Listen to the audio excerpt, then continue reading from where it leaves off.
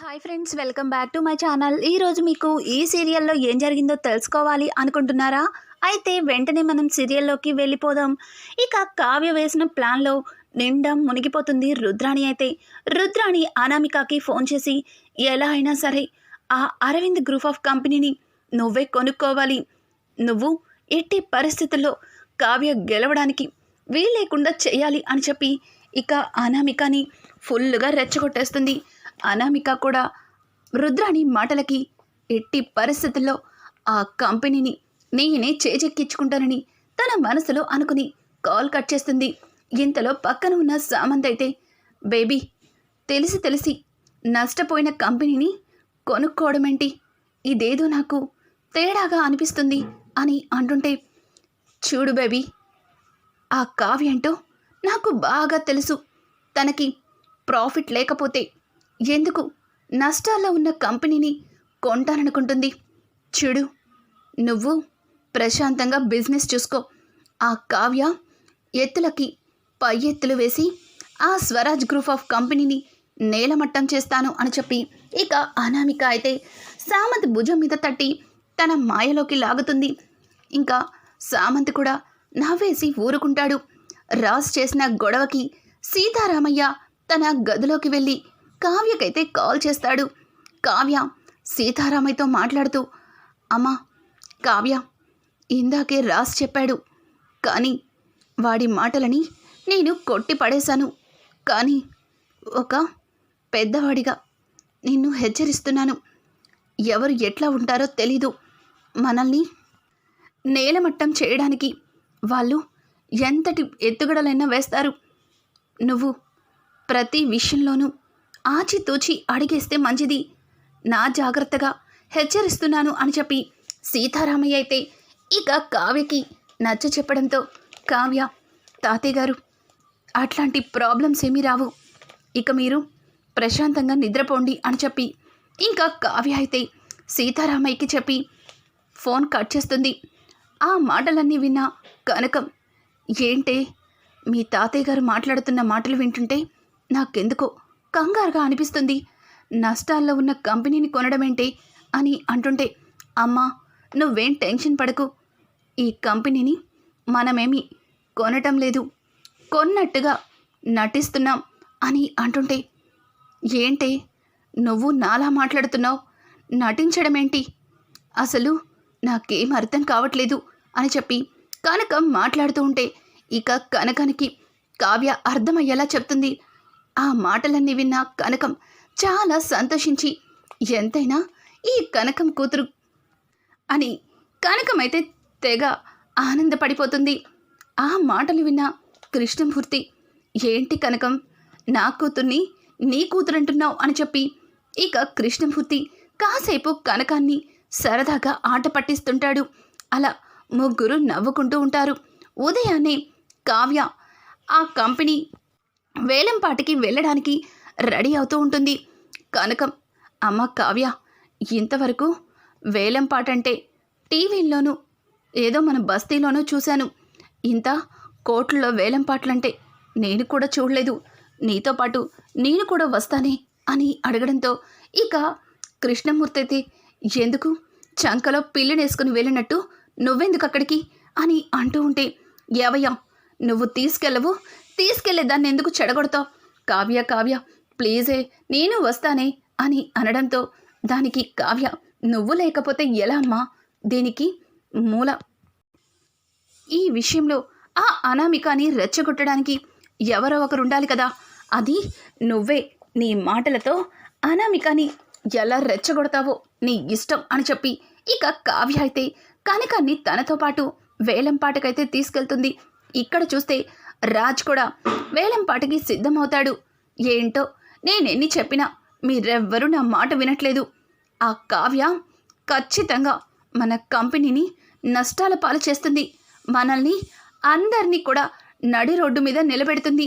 అప్పుడు అయ్యో రామా అనండి, నా మాట మీరు వినరు కదా అని చెప్పి రాజ్ అయితే తనలో తను గొనుక్కుంటూ అవన్నీ సర్దుకుంటుంటాడు. ఇంతలో అక్కడికి రుద్రాణి వచ్చి, నాన్న రాజ్, ఆ వేలంపాటికి నీతో పాటు నేను కూడా వస్తాన్రా అని అంటుంటే, ఎందుకత్తా? ఎందుకు? నేనేమన్నా కంపెనీకి సీఈఓగా వెళ్తున్నానా? ఆఫ్టర్ ఆల్ నేను మేనేజర్గా వెళ్తున్నాను. మీరు నా కింద అసిస్టెంట్గా వస్తారా ఏంటి అని చెప్పి రాజ్ అయితే రుద్రాణి మీద విరుచుకుపడతాడు. ఏంట్రా నువ్వు నా మీద విరుచుకుపడుతున్నావు? నేనేం చేశాను? ఆ కావ్యని సీఈఓని చేసింది మీ అమ్మ, మీ తాతయ్య, మీ నానమ్మ. దానికి నేనేదో తప్పు చేసినట్టు నా మీద అరుస్తున్నావేంటి? ఇప్పటికే ఆ కావ్య రాంగ్ స్టెప్ వేస్తుంది. కనీసం నేనొచ్చి తను చేసింది తప్పని తనకి అర్థమయ్యేలా చెప్పడానికి ప్రయత్నిస్తాను అని చెప్పి ఇక రుద్రాణి మాట్లాడుతుంటే అక్కడే ఉన్న స్వప్న అయితే నువ్వెందుకు? నువ్వు వెళ్ళి అక్కడ ఉన్నదంతా చెడగొట్టడానికే కదా. నాకు తెలిసి నీ గురించి. మా కావ్య ఏదైనా చెయ్యాలి అనుకుంటే అది నాశనం చేసే వరకు నువ్వు నిద్రపోవు. అందుకేగా రాజ్తో వెళ్ళాలి అనుకుంటున్నావు అని చెప్పి ఇక స్వప్న అయితే రుద్రాణిని తిడుతూ ఉంటుంది. ఆ మాటలు విన్న రాజ్ అత్తని తీసుకెళ్తే ఖచ్చితంగా ఇది చెడగొడుతుంది. తరువాత ఆ కావ్యకి ఎలా బుద్ధి చెప్పాలో అలా బుద్ధి చెప్తాను అని చెప్పి రాజ్ తన మనసులో అనుకుని తనతో పాటు రుద్రాణిని తీసుకెళ్తాడు. ఇంకా వేలంపాటకి అందరూ వచ్చేస్తారు. కావ్య, కనకం, అలాగే రాజ్, రుద్రాణి, ఇక ఇక్కడ అనామిక, సామంత్, మిగతా కంపెనీల వాళ్ళు కూడా అక్కడికి వస్తారు. రాజ్ అయితే ఏంటి నువ్వొక్కదానివే ఎక్కువ అనుకుంటే నీతో పాటు ఈ క్యాన్సర్ కనకాన్ని కూడా తీసుకొచ్చావు అని అడగడంతో దానికి కావ్య కూడా మీరొక్కరే కాకుండా మీతో పాటు చంకలో పిల్లిని తీసుకొచ్చారు కదా అని ఇక కావ్య కూడా రుద్రాణి వైపు చూసి వెటకారంగా మాట్లాడుతుంది. రుద్రాణి అయితే ఏయ్ నన్ను పిల్లంటావా అని చెప్పి ఇంకా రుద్రాణి విరుచుకుపడుతుంటే పక్కన ఉన్న కనకం మీరు అట్లాంటి వారే కదా రుద్రాణి గారు. ఎవరైనా ఎక్కడికైనా వెళ్ళేటప్పుడు మంచి శకునం కోసం ఎదురు చూస్తారు. మీలాంటి వాళ్ళు ఎదురొస్తే దాన్ని పిల్లి శకునం అనే అంటారు అని చెప్పి ఇక కనకం మాట్లాడుతూ ఉంటుంది. ఇంతలో అనామిక అక్కడికి వచ్చి ఏంటి అరవింద్ గ్రూప్ ఆఫ్ కంపెనీని సొంతం చేసుకోవాలని చాలా ఆశపడుతున్నట్టున్నావు. సీఈఓగా అయిన తర్వాత మొదటిసారి నువ్వు చాలా పెద్ద సాహసమే చేస్తున్నట్టున్నావు. నష్టాల్లో ఉన్న కంపెనీని కొనాలనుకుంటున్నావు అని అంటుంటే ఇక కనకమైతే చూడు అది నష్టాల్లో ఉందో అది కొంటే మాకు లాభమే వస్తుందో ఎట్టి పరిస్థితుల్లో ఈ కంపెనీని కొనే తీరుతాం అని చెప్పి ఇక కనకమైతే తన మాటలతో అనామికని ఫుల్గా రెచ్చగొట్టి అనామికతో శబదాలు చేస్తుంది. అనామిక కూడా చూడండి నేను నష్టపోయినా పర్వాలేదు కానీ ఈ కంపెనీని కొనే తీరుతానని చెప్పి అనామిక కూడా వాళ్ళతో శబదాలు చేస్తుంది. ఇక కనకమైతే నువ్వు ఎట్టి పరిస్థితుల్లో ఈ కంపెనీని వేలంపాటలో కొనలేవు, కావాలంటే కాస్కో అని చెప్పి కనకం ఫుల్గా రెచ్చగొడుతుంది. పక్కన ఉన్న రాజ్ కావ్యతో ఒసై మీ అమ్మకి మెంటల్ వచ్చిందా ఏంటి? ఇంతవరకు నాటకాలే ఆడుతుంది అనుకున్నాను కానీ ఏంటి అలా రెచ్చిపోతుంది? ఏం చెప్పి తీసుకొచ్చావే అంతలాగా రెచ్చిపోతుంది అని చెప్పి ఇంకా రాజ్ అయితే కనకం కావ్య చెవులో గుసగుసలాడుతూ ఉంటాడు. కావ్య కూడా మా అమ్మ నేనన్నదే చెప్తుంది. ఆయన కత్తికి లేని దురద కందకెందుకు అన్నట్టు మీకెందుకు అని చెప్పి ఇంకా కావ్య అయితే వేలంపాట్లో కూర్చుని ఉంటుంది. రుద్రాణి ఏంటి రాజ్ అసలు భర్తవన్న సంగతే మర్చిపోయి తను నీతో చాలా పొగరుగా ప్రవర్తిస్తుంది అని అంటుంటే అత్త ఈ వేలంపాట అయిపోని దీని పొగరంతా అనుస్తాను అని చెప్పి ఇంకా రాజైతే రుద్రాణితో మాట్లాడుతూ అక్కడ కూర్చుంటారు. కాసేపు అక్కడ వాతావరణం అంతా కొంచెం కనకం కామెడీ చేస్తూ ఉంటుంది. సరదాగా వేలంపాట స్టార్ట్ అవుతుంది. ఇక వేలంపాటలో మొదటిగా బ్యాంకు వారు ఈ కంపెనీకి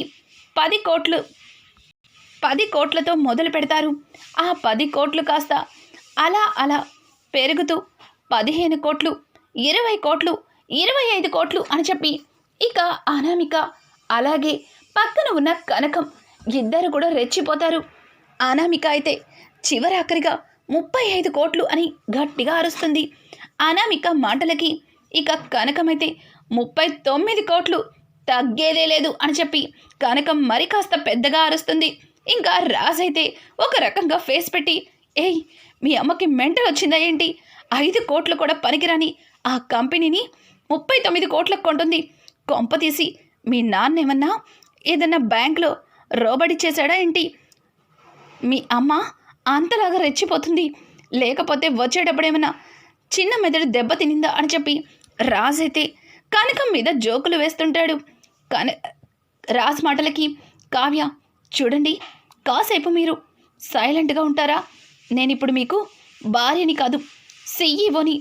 ఆవిడ మా అమ్మగారు. ఒక సీఈఓకి తల్లి, అది మర్చిపోయి మాట్లాడుతున్నారు అని చెప్పి ఇంకా కావ్య అయితే రాజ్ నోరు మూయిస్తుంది. వెనుక నుంచి రుద్రాణి అనామిక వైపు చూసి తెగ సంబరపడిపోతుంది.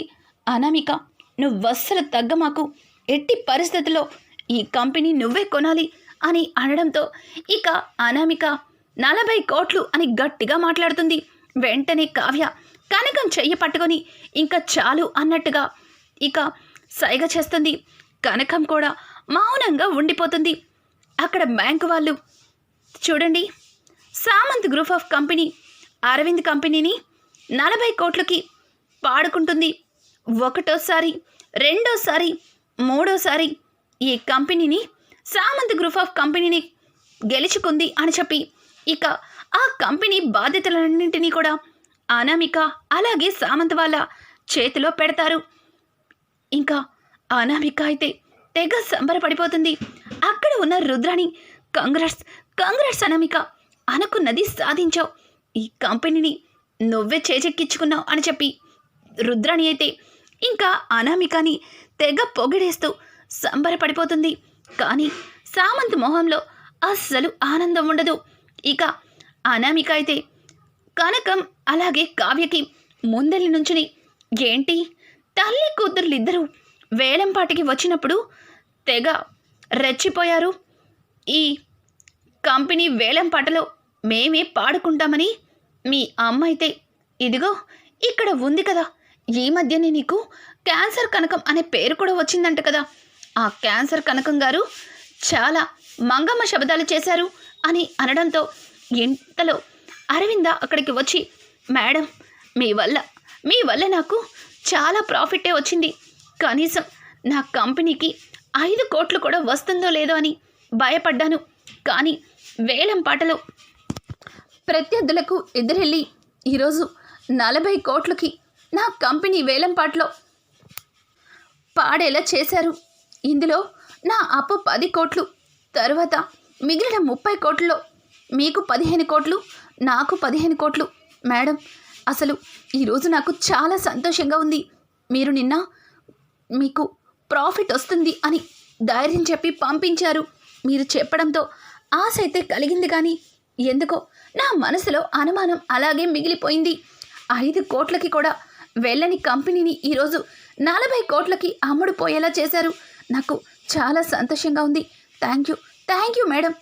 ఇదిగోండి ఈ చెక్ తీసుకోండి, ఇందులో మీకు రావాల్సిన ప్రాఫిట్ తీసుకొని మిగతాని నాకు ఇవ్వండి అని అంటుంటే ఇక కావ్య అయితే, అరవింద్ గారు, మీ మీద నాకు నమ్మకం ఉంది, మీరు ముందు మీ అప్పులని తీర్చుకోండి, తర్వాతే నాకు రావాల్సిన ప్రాఫిట్ని ఇవ్వండి అని చెప్పి ఇక కావ్య అరవింద్తో మాట్లాడుతుంది.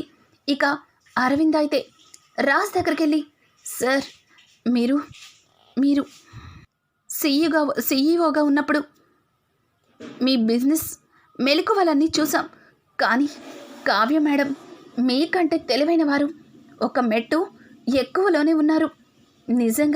నిజంగా నాకు ఈరోజు చాలా సంతోషంగా ఉంది.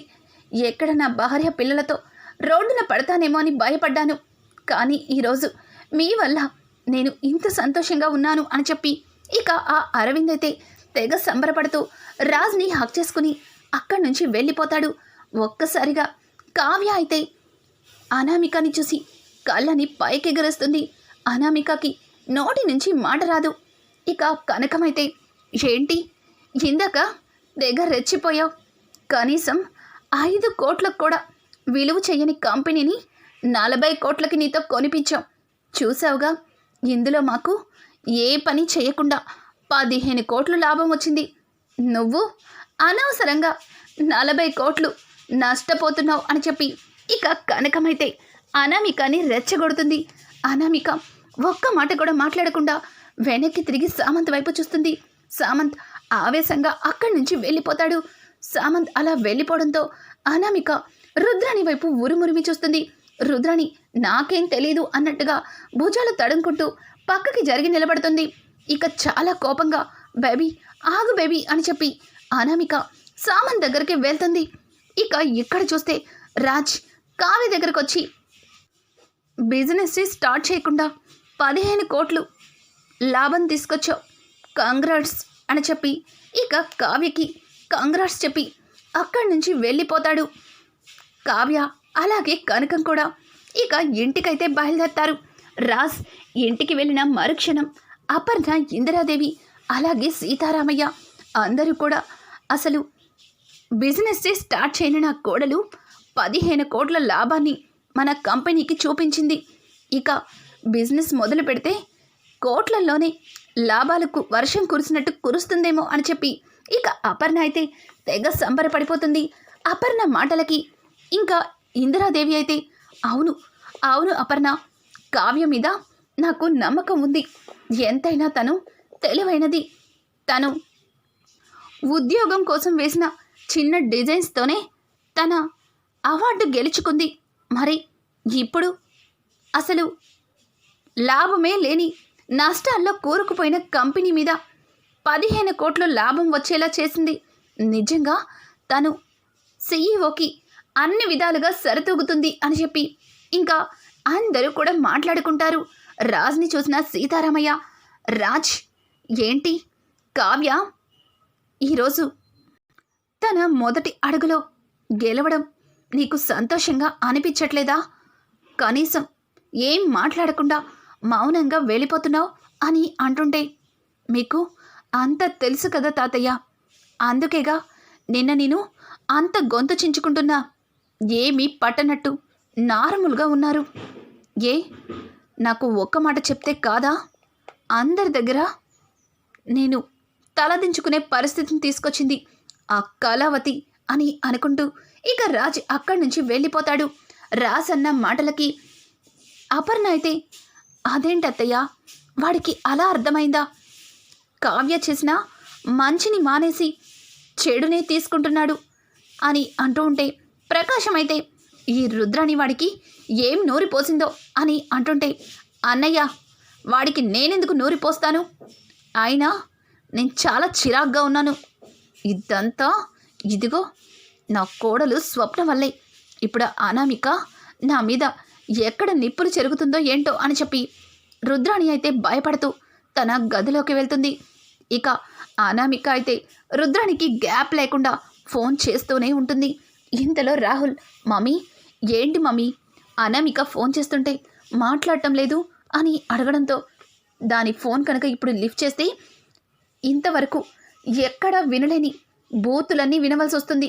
ఇప్పుడు ఆ ఫోన్ లిఫ్ట్ చేయకపోవడమే మంచిది, దాన్ని కాస్త దూరంగా పెట్టరా అని చెప్పి ఇక రుద్రాణి అయితే రాహుల్ని చెప్తుంది.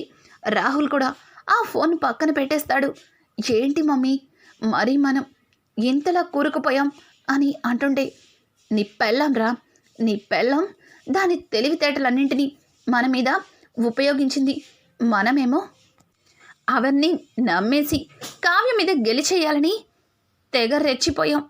ఇప్పుడు చూసావుగా, ఆ కావ్య మొదటి అడుగులోనే గెలిచేసింది. దాన్ని ఢీకొట్టాలంటే ఆచితూచి అడిగేయాలని ఇప్పుడే అర్థమవుతుంది అని చెప్పి ఇక రుద్రాణి అయితే రాహుల్తో అంటుంది. ఇక్కడ చూస్తే కళ్యాణ్ అయితే తాను కష్టపడి రాసిచ్చిన ప్రతి పాటకి అవతల లక్ష్మీనారాయణ చాలా డబ్బుని సంపాదించేస్తాడు. కళ్యాణ్కైతే ప్రతిసారి ఒక్కొక్క పాటకి 5,000 చొప్పున ఇచ్చి చిన్నగా కళ్యాణ్ని వదిలించుకుంటూ ఉంటాడు. కానీ ఇదంతా చూసిన అప్పు, ఏంటి కవి, అసలు నువ్వేం చేస్తున్నావో నీకు అర్థమవుతుందా? నువ్వు రాసే పాటలు జనాల్లో ఎంతలాగా వెళ్తున్నాయో నీకు తెలుసా? ప్రతి ఒక్కరి నోట్లో అదే పాట మారం రోగుతుంది. కానీ నువ్వు ఇలా తెర వెనకే ఉండిపోయి ఆ పాటలకి నీకు విలువ లేకుండా చేసుకుంటున్నావు. చూడు, నువ్విక నుంచి ఆ రైటర్ లక్ష్మీనారాయణకి నీ పాటలు రాసివ్వడానికి వీల్లేదు అని అంటుంటే దానికి కళ్యాణ్, అది కాదప్పు, ఇప్పటికిప్పుడు మనం ఆ రైటర్ని ఎదుర్కొని ఏం చేయగలుగుతాం చెప్పు అని అంటుంటే, చూడు ఒక్కసారి నా మాట విను, ఇదంతా కాదు, నువ్వు సొంత ఆల్బమ్ని స్టార్ట్ చేయి. నీ టాలెంట్ మీద నాకు నమ్మకం ఉంది, నేను చెప్తున్నాను కదా విను అని చెప్పి ఇక అప్పు అయితే కళ్యాణ్కి అన్ని విధాలుగా ధైర్యం చెప్తుంది. కళ్యాణ్ కూడా అప్పు మాటలని సంతోషించి సరే అన్నట్టుగా ఇక తల వంచుతాడు. రానున్న ఎపిసోడ్స్లో ఇక కళ్యాణ్ ఆల్బంతో గొప్ప పేరుని సంపాదించుకుంటాడు. అలాగే కావ్యని రాజ్ని ఒక్కటి చేయడానికి వాళ్ళ కుటుంబం చేస్తున్న ప్రయత్నాలన్నీ సక్సెస్ అవుతాయా? రానున్న ఎపిసోడ్స్ అయితే మరింత ఇంట్రెస్టింగ్గా మారబోతున్నాయి. ఈ వీడియో మీకు నచ్చినట్టయితే లైక్ చేసి సబ్స్క్రైబ్ చేసుకోవడం మాత్రం మర్చిపోకండి. Thanks for watching. Hi friends, welcome back to my channel.